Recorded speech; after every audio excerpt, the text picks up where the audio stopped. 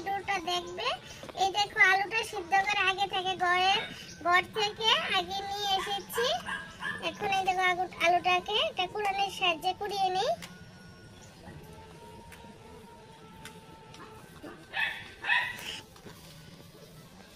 এই দেখো আলুটা সিদ্ধ করে এনেছি। আর আলুর পরোটাটা আজকে বানাবো বেলা ছাড়া, বেলার ঝামেলা ছাড়া আজকে আলুর পরোটাটা বানিয়ে নেব।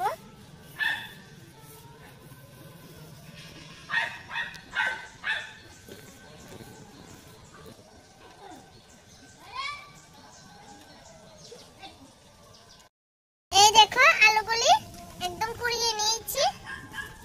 দানা দানা থাকলে হবে না, তার জন্য আমি কুড়িয়ে নিলাম। একটা দানাও নেই আলুর পরোটা বানানোর জন্য।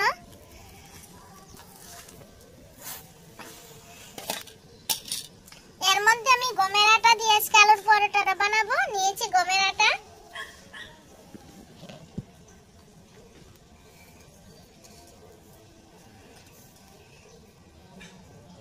দিয়ে দিচ্ছি পরিমাণ মতো লবণ, দিয়ে দিলাম চিনি। এই দেখো এখানে নিয়েছি কাঁচা লঙ্কা, পেঁয়াজ কুচি,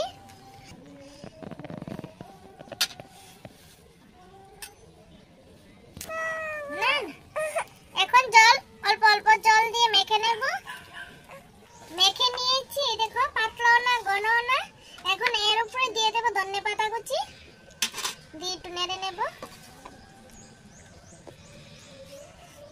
আমি এখানে নিয়েছি সাদা তেল, তেল বসিয়ে দিলাম, দিয়ে দিচ্ছি তেল।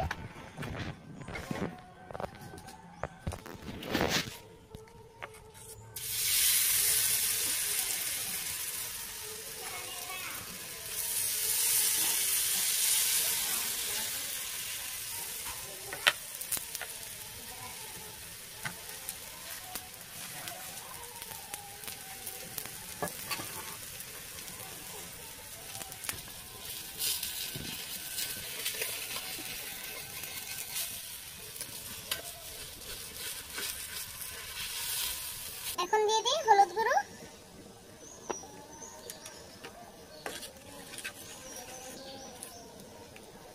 এখন দিয়ে দিই একটু তেল। কয়েকটা করেছি এমন হলুদ ছাড়া, কয়েকটা করব হলুদ দিয়ে।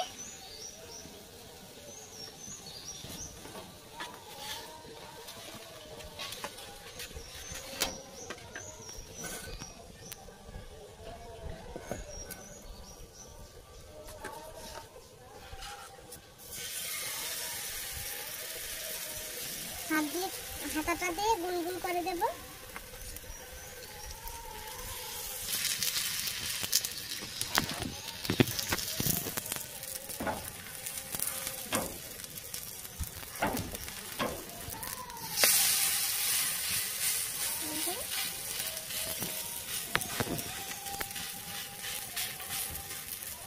একটু হাতাটা দিয়ে ছিঁড়িটা দিয়ে চাপ চাপ দিয়ে দেবো, তাহলে ভিতরটা খুব সুন্দর করে হয়ে যাবে।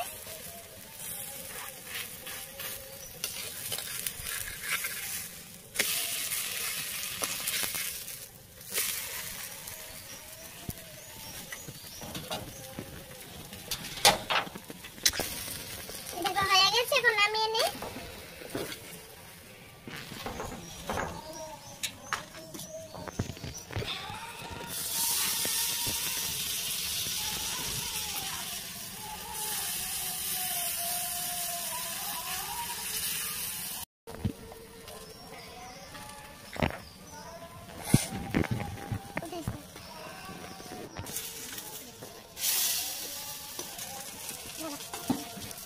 আরেকটা করে নিই।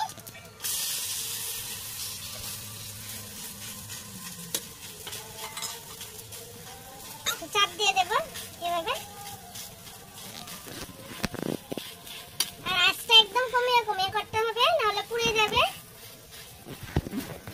খেতেও ভালো লাগবে না, দেখতেও সুন্দর লাগবে না পুড়ে গেলে।